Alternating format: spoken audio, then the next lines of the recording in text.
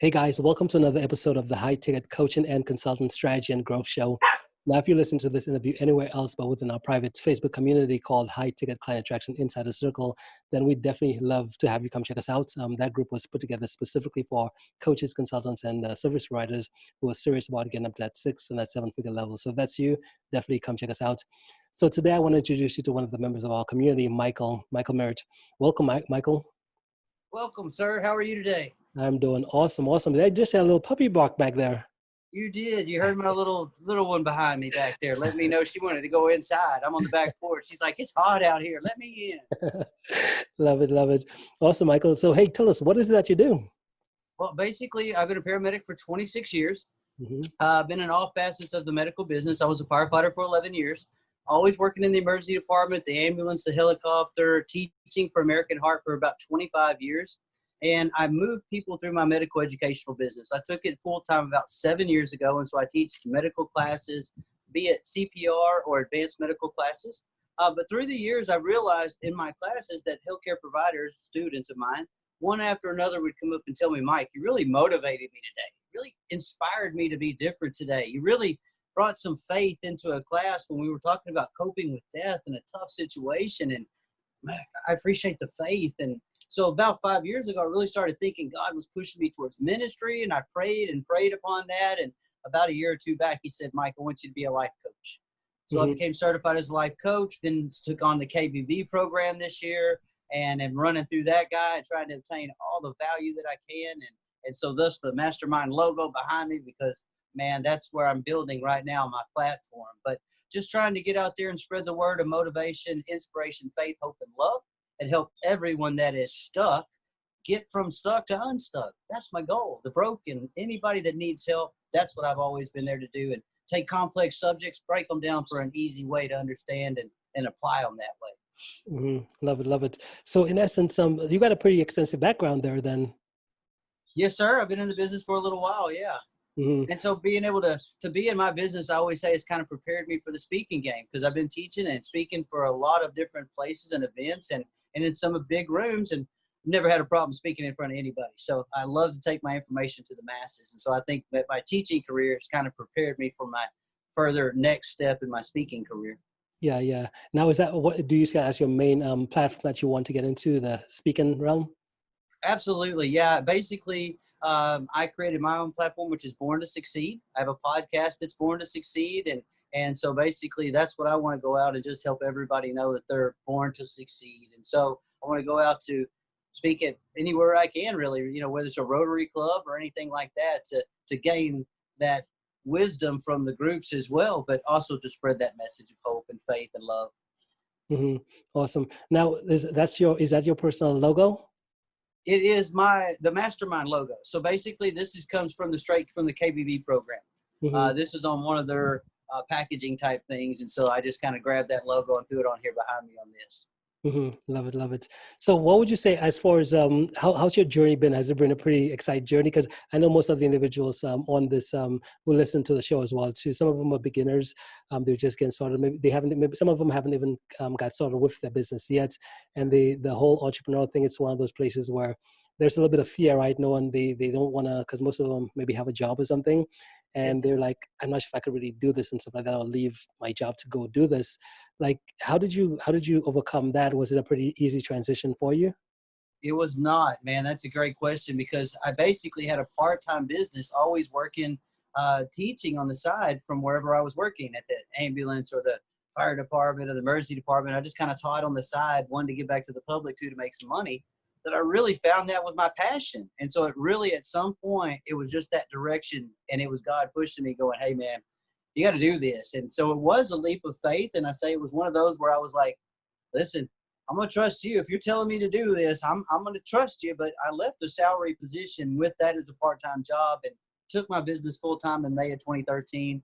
Still here today teaching medical stuff. And I'm very blessed here in the Dallas area to have contract with Children's Hospital, which is the largest children's hospital around, and Bell Helicopter and things like that. So I've been very blessed to be able to not only keep the lights on, but be able to grow my business as well through the years. But definitely you have to have faith over fear in those situations. And I'm kind of doing the same thing right now with going into the coaching game. I know I'm going to keep my medical educational business, but I know in the coaching game, nothing's guaranteed for me right now, except for me to be able to share my great work. Love it, love it. Now, what's one skill you'd say that's gotten you to the place, the level of success you've created in your life and your business today? So I think one of the biggest things for me is that being able to be relatable to people and being able to, no matter who or what, being able to talk to them and be able to figure out whatever some kind of problem is and come up with a solution for that. And definitely being in the medical business, it prepared me for that very well from the age of 21 years on. I always tell people all the going on in the world, right? We all be brothers and sisters. So I always say that that's one I think my big skill is being able to relate to pretty much anybody, have a conversation. There we go. Yeah. Okay. So Yes. we back to normal now. So in essence, I guess the question becomes, what's your why? What's your why for doing what you do? Good question. Why is to make a difference in man. I mean, I said that when I was 20 years old going to fire academy, and they said, why do you want to become a firefighter? I want to help others and make a difference in their lives. But when you draw that why down, it's just that whole bigger picture. I want to be able to take my passion, helping other people, but then create that life that I've always dreamed of, not only for me, but for my family. And I know that when I'm other-centered first, then my center will come around to me. If I help everybody get everything they need, then I know I'm going to have everything that I ever want in life. And I know that I have a higher calling. So that's what the whole thing is, going into the speaking business so that I can reach bigger and bigger audiences, so that I can impact more people and create value in their life. Yeah, yeah. And I love what you said there as far as by helping other people get what they want, you in essence get everything you need. 'Cause I definitely believe the world we live in today, it comes from a place where like the I guess they call it like servant leadership or something, to where you figure out a group of individuals you want to help and just dedicate your life into serving those types of individuals. And it definitely seems like you found that space, right? Yes, yes. And for me, again, I just try to reach as many people as I can. That's the idea, is to spread positivity in the world, where a lot of times there's somebody needs a smile and they don't have one on. So I try to give them mine. Now, have you always been this type of a positive person? What got you? How was there any point in your life where you're like, whether it's just skepticism, like complaining, this and that? Have you always been this way, or how did? Absolutely. Yeah. Yeah, definitely. I mean, I started listening to Zig Ziglar when I was 16 years old. And back in the day, learned how to really motivate myself as a young man, and went to fire academy on my own, EMT school on my own, and got hired as a firefighter. And then kind of ran through the years at a very motivational mode. And then when I was 31 years old, 31, I got a divorce. And I've been married for 13 years. And oh boy, just everything just that crumbled, man. And whether it was losing a house, boats, all these different things that happened to me, I lost my faith at the same time. And so between losing my wife and my house and all these things, I literally had a year in '04 where everything that could have happened to me did. And I tell people, this is where my mess becomes my message. Because in '04, I got a divorce, wrecked my Harley, had testicular cancer diagnosed. And then 3 months after that, my dad died in my arms. I had just come home from the fire station. Dad lived with me, and I ended up doing CPR on my dad. So within less than 1 year, everything that could have happened to me, really, I feel like did. And I really kind of tumbled out for a little bit. And at the same time, I had back surgery and was forced to leave the fire department. So it was just like, at 32, I had a midlife crisis. And I was like, everything I thought was going to happen, I'd be 60 as a firefighter, retiring and married, and none of that anymore. And so at 32, I got in a little bit of funk. Thank goodness my faith was there, and it brought me back around. And once I really grabbed back into my faith and said, God, I don't know what's going on, and I got to let you drive the car. I've been trying to drive it the whole time. Don't know where I'm going. And from there, it just kept escalating up. So I tell people, definitely there was a motivational time in my life. And then I had that big car crash. And about 2 years was just, wallowing and figuring out, what do I need to do? And why am I here? And it was a pity party. And of course, negative attracts negative. And it's once I turned that back around, and positivity started coming back to me. And that was I was 34 at the time, so I'm 47 now. So I tell people 13 years later, God's blessed me in a million ways. And that's one of the reasons I want to spread the word as well, and do. When people know me, and even in my classes, I share that because we talk about coping with death in my classes, as far as advanced cardiac life support and pediatric advanced life support. one part I talk about is reminding our guys and gals, you're going to have PTSD, coping with death. How do you deal with it? And I talk about faith and me being broken at a time and being able to come back around with some healing power. But that's the big thing for me. I had a big mess at one point, and that's kind of my message now. My mess turns into the message of hope and faith for others that, hey, even when you think everything that could happen to you at once can happen, and it does, you can make it through it. Believe me, I did. Yeah, yeah, and that's so powerful. And I love that you're sharing your message as well too, because I know that life is one of the things I realize it's really about contrast, right? So just like listen to your story right now, I'm sure someone could be like, "Holy goodness, you've been through a lot," and based on what you've been through, all of a sudden, the thing that they thought was so bad, or the thing that they thought was like it's the end of the world, then when someone hears your story, they'll compare the two and realize, well, maybe the thing I'm complaining about and that type of stuff, it might not be as bad as I think it is, right? Right. Yeah. Because we always think that our situation is worse than anybody else, but there's always somebody that has a situation worse than us. Always, right? And Yeah. so when we think about it that way versus, oh gosh, me, poor me, and think, I've got it better than a lot of other people do. I should be grateful for even the bad things because that makes me stronger to get to that next level. Hmm. Yeah, powerful stuff, man. So when in terms of that slump you hit, right?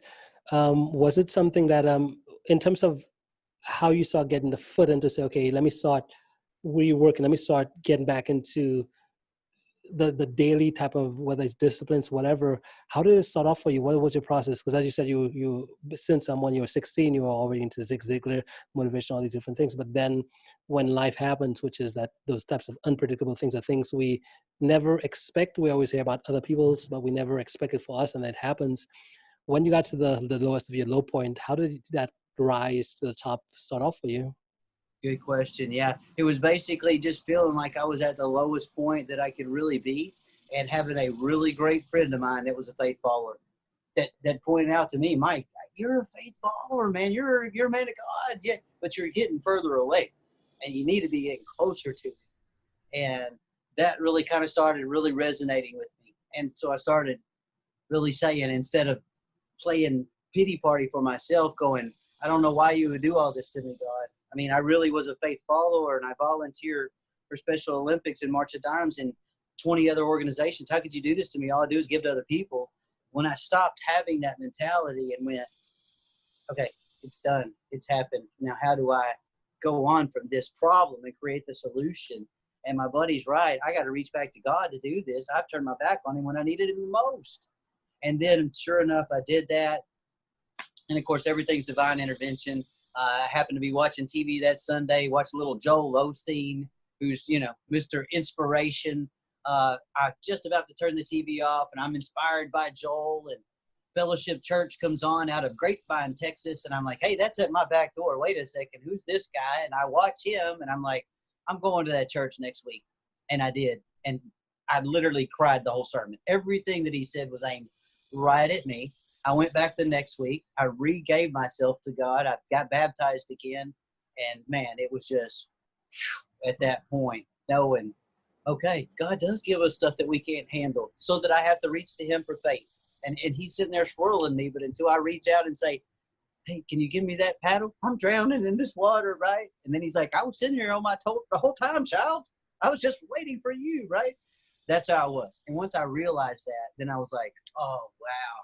And then I wanted to spread that word with other people and go, you can do the same. He's there just waiting for you to ask for that help, man. He's just waiting. So ask when you're in those moments of darkness.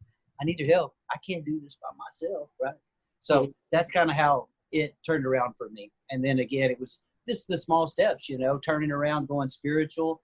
Okay, now I need to work out more than I did before and get my mental side. And then again, I went right back to Zig Ziglar. Spiritual, mental, physical. Spiritual, mental, physical. Got to work on it, no matter what, every day, every day, every day. And pray and slay. And that's what I did. So. Love it, love it. And I also love Zig Ziglar as well too, because I think about my time, and that's one thing I started listen to like those audio tapes back in like when I was like maybe 19 or 20 or something, and it's just one of those things where I had no idea what I was gonna do, but they just made me feel so good. Yeah. I like to say that as I was building my business, because I listened to like so much of it that I kind of like have the voices, not in my way talking to me, but it's almost like their voices are talking to me in my head, right? Yes. Yeah. Zig said it. Automobile University, right? That was what those tapes were for. Automobile University, as you're driving to work or wherever you're going, just getting filled with that knowledge, man. Yeah, Yeah. yeah. And Jim Rohn was the same way with those tapes. I mean, they had those 47 suitcases full of tapes, right? Because back in the day, we didn't have all this technology, right? We couldn't drop a link and go check this out, right? They had to make 8 cassettes. Exactly. Cassettes were the things to go. Yep. Some kid might be listening to this and like, cassettes, like, what is that? Right. That was a CD. I mean, yeah, back in the day, right? It was all cassettes, no doubt. Yeah. Yeah. Automobile University. I remember it well. Yeah. Yep, love it.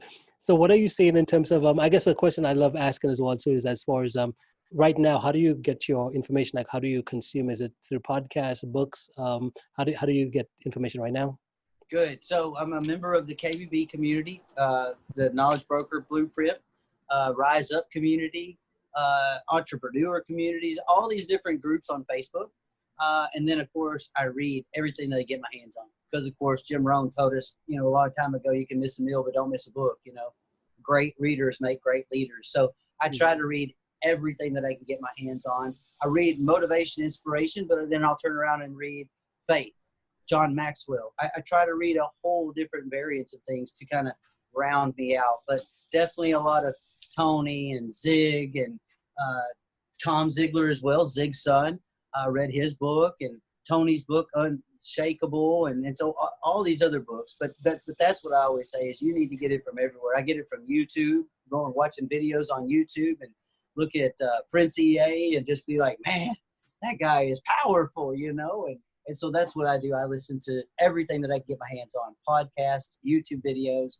That's what actually inspired me to start my own podcast. And I did that, the first part of this year. So I try to get information from many, many sources because I'm ADD and ADHD, and I have to have it from every which way.